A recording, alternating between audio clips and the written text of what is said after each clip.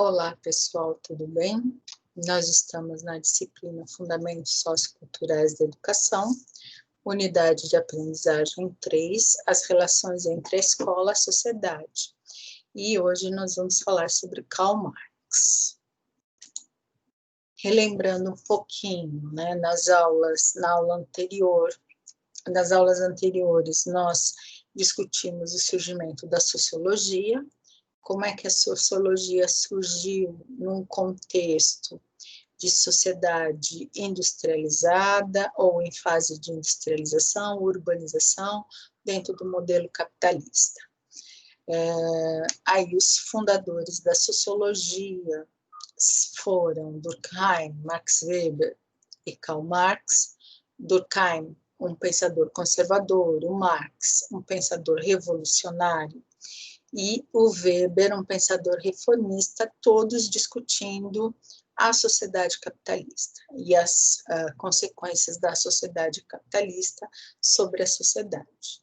E o outro pensador que influencia bastante a educação, Pierre Bourdieu, que vai conciliar o pensamento dos três fundadores.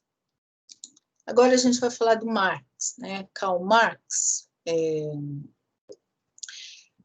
O Marx, ele viveu no século XIX, boa parte dele durante todo o século XIX, nasceu na Alemanha, viveu na Inglaterra, viveu em outros países, sempre sofreu grande perseguição, porque as ideias que ele propunha eram ideias não muito bem vistas pelas elites, pelos governantes, então ele sofreu várias perseguições ao longo da vida dele em vários países. O Marx, ele é visto por alguns como economista, por outros como historiador, por outros como filósofo, por outros como sociólogo, enfim, todos esses conhecimentos contribuíram muito para entender a sociedade capitalista. Ele não se tornou professor universitário, a grande atuação dele foi como publicando artigos de jornais, e por isso ele acabou tendo uma vida bastante pobre. Ele não chegou a entrar, diferente do Durkheim, ele não teve prestígio durante a vida dele.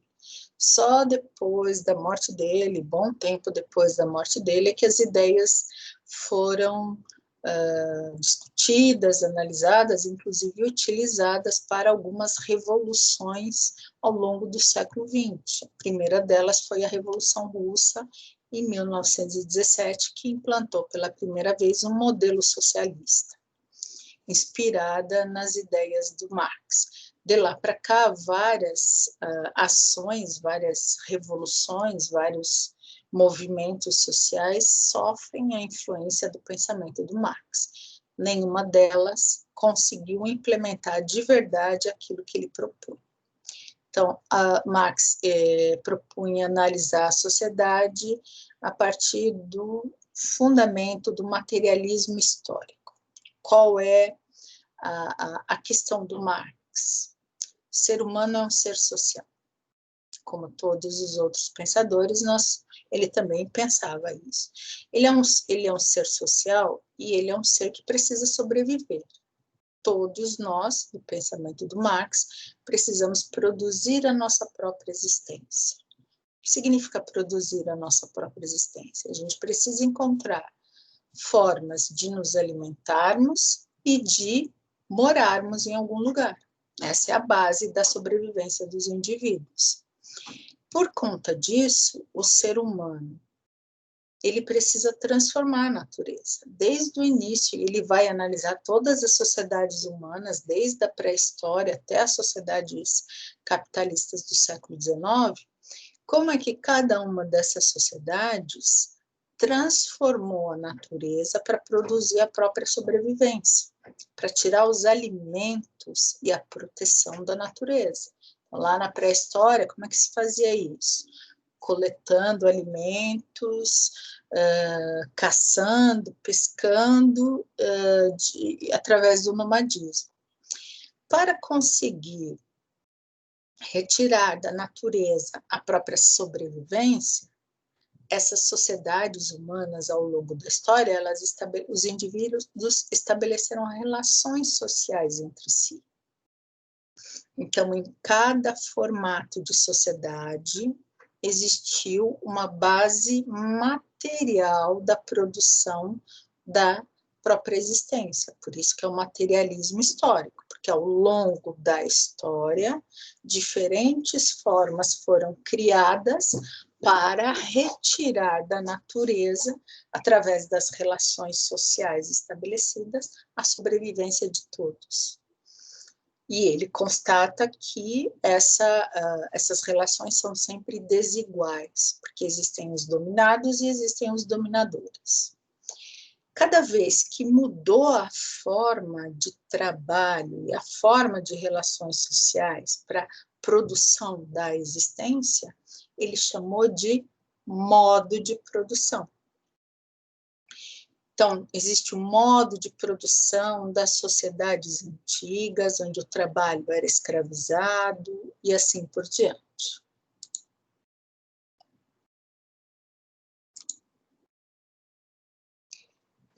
Do ponto de vista histórico, que eu comecei a falar anteriormente, ele vai identificar basicamente 4 modos de produção ao longo da história da humanidade, ou seja, ao longo dos últimos 6.000 anos da história dos seres humanos.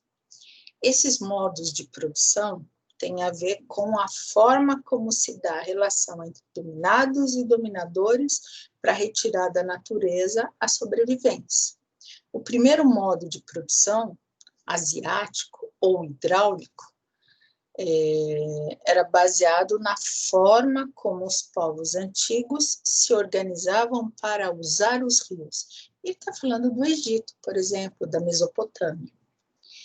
Depois, ele vai falar um pouquinho do modo de produção escravista, que foi a forma como Grécia e Roma se organizaram.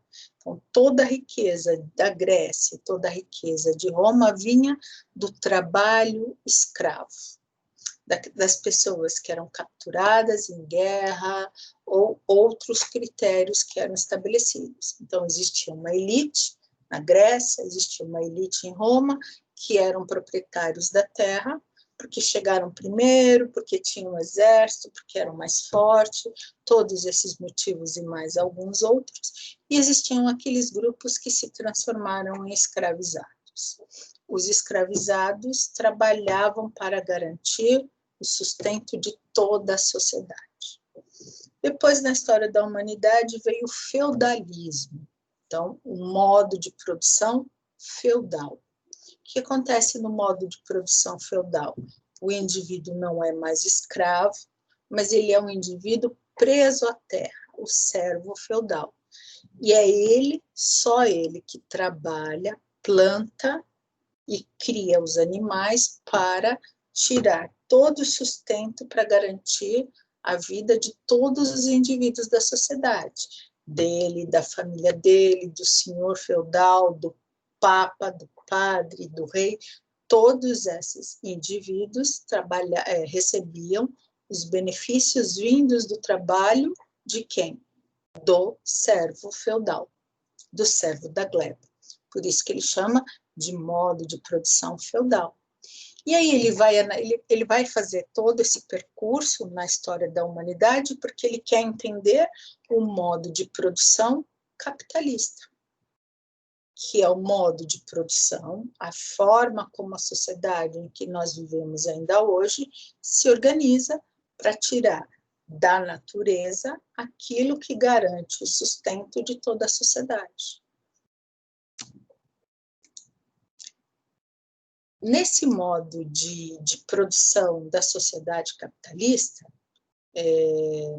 ele vai identificar, diferente das outras sociedades, em que o valor estava na terra, né? Os indivíduos eram considerados pobres ou ricos, dominadores ou dominados, dependendo da quantidade de terras que eles tinham. Isso vale para a Grécia, para Roma, para a Europa feudal. No modo de produção capitalista, não é mais a quantidade de terras que o indivíduo tem, mas o valor está no capital. Capital é tudo aquilo que pode ser transformado em riqueza, ou seja, não é só a terra. A terra, posse da terra, continua sendo considerada riqueza, mas não é só ela. Então, tudo que pode, se você tem uma fábrica, se você tem máquinas, se você consegue comprar a matéria-prima, tudo isso é o capital. E a sociedade capitalista ela está baseada na ideia de que uma quantidade muito pequena da sociedade tem a propriedade privada, então ele é o dono da terra, ele é o dono da fábrica, ele é o dono das máquinas, ele é o dono da matéria-prima, e existe uma outra parte da sociedade que não é dona de nada. E a parte que é dona consegue explorar aquela que não é dona de nada. Por isso que o valor, o capital vem do quê? Da propriedade privada. O fato de poucas pessoas terem muita propriedade privada, e não é só terra, consegue obrigar aqueles que não têm propriedade nenhuma a produzir para elas. Nessa sociedade capitalista, o Marx vai identificar o quê? Que é a sociedade capitalista industrial. A finalidade da sociedade é gerar riqueza, gerar capital, baseada numa relação de exploração. Todas elas tiveram relação de exploração. E aí ele vai desenvolver dois conceitos que são importantes, que é o de mais-valia e da alienação, e essa sociedade capitalista vai aumentar algo que já existia nas sociedades anteriores, e vai aumentar muito, que é a desigualdade social. Quais são os dois grupos, dominados e dominadores? Nessa sociedade capitalista, na interpretação do Marx, o dominador, dominante, é a burguesia. Quem é a burguesia? São os donos dos meios de produção. Professora, quem eu posso identificar que é burguesia no Brasil? O dono do Banco Itaú, ok? Então, ele é o dono dos meios de produção, ele é o dono do dinheiro, ele é o dono do banco, ele é o dono daquilo que o banco pode comprar, e você não é nada disso. Professora, eu tenho um mercado no bairro onde eu moro, eu sou burguesia?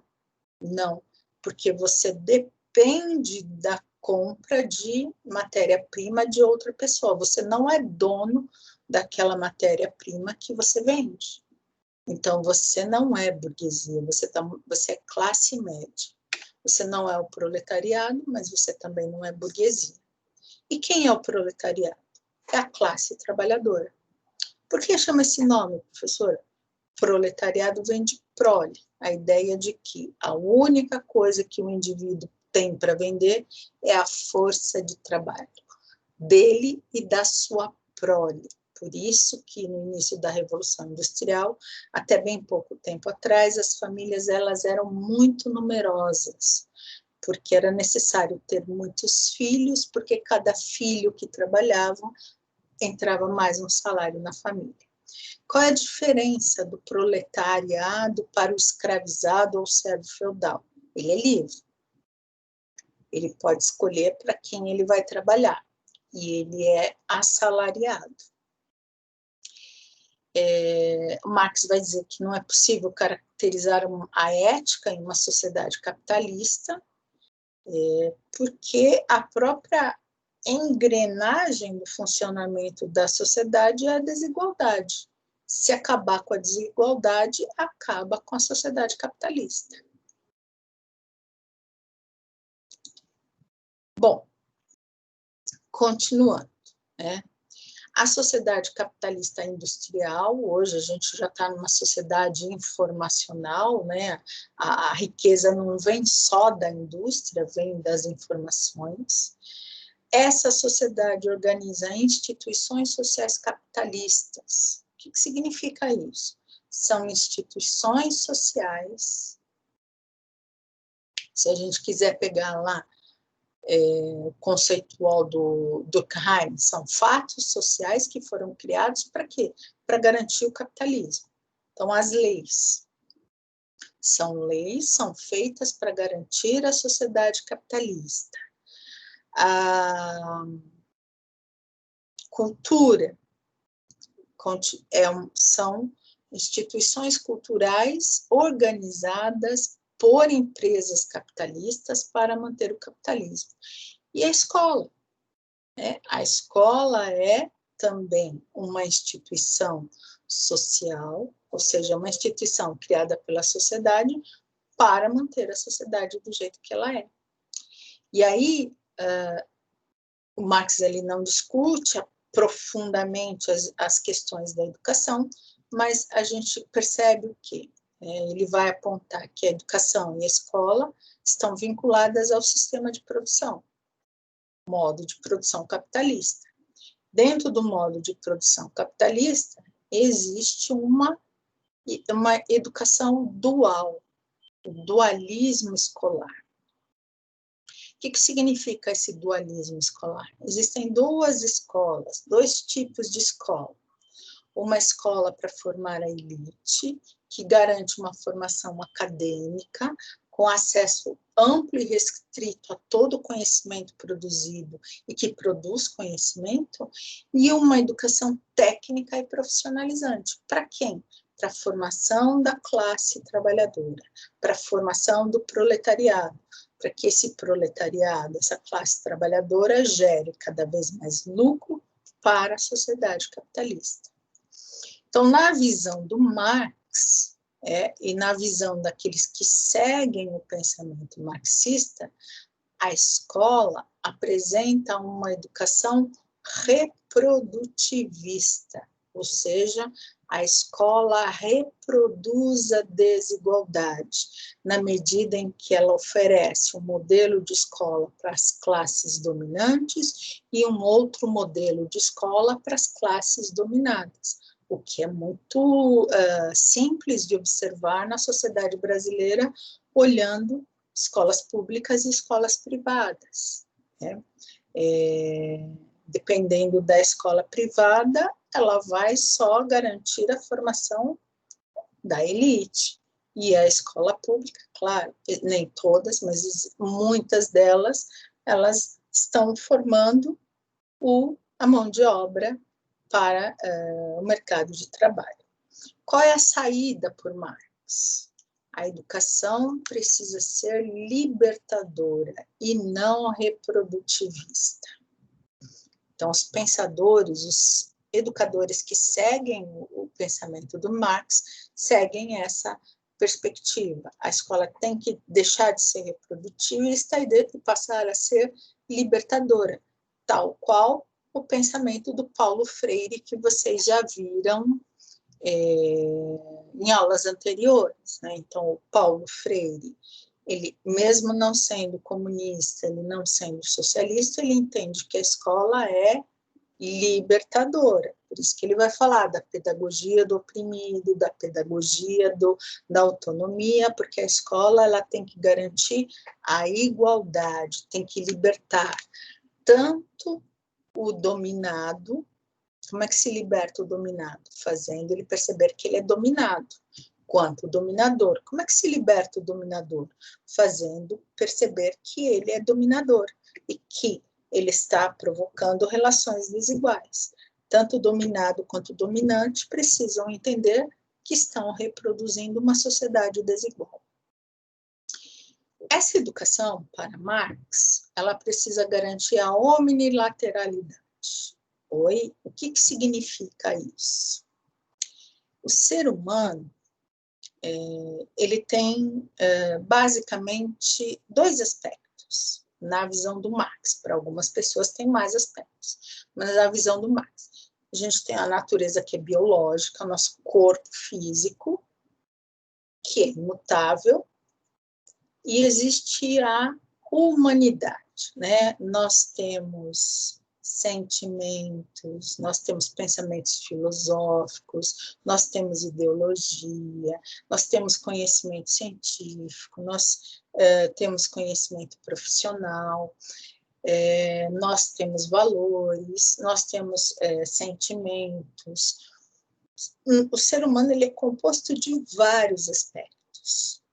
A escola, para o Marx, ela precisa trabalhar com todos esses aspectos, que é a proposta da educação integral, né? Então, quando a gente ouve educadores falando de educação integral, muitos deles estão falando dessa questão da omnilateralidade, ou seja, desenvolver todos os aspectos da humanidade do ser humano, além do biológico, né?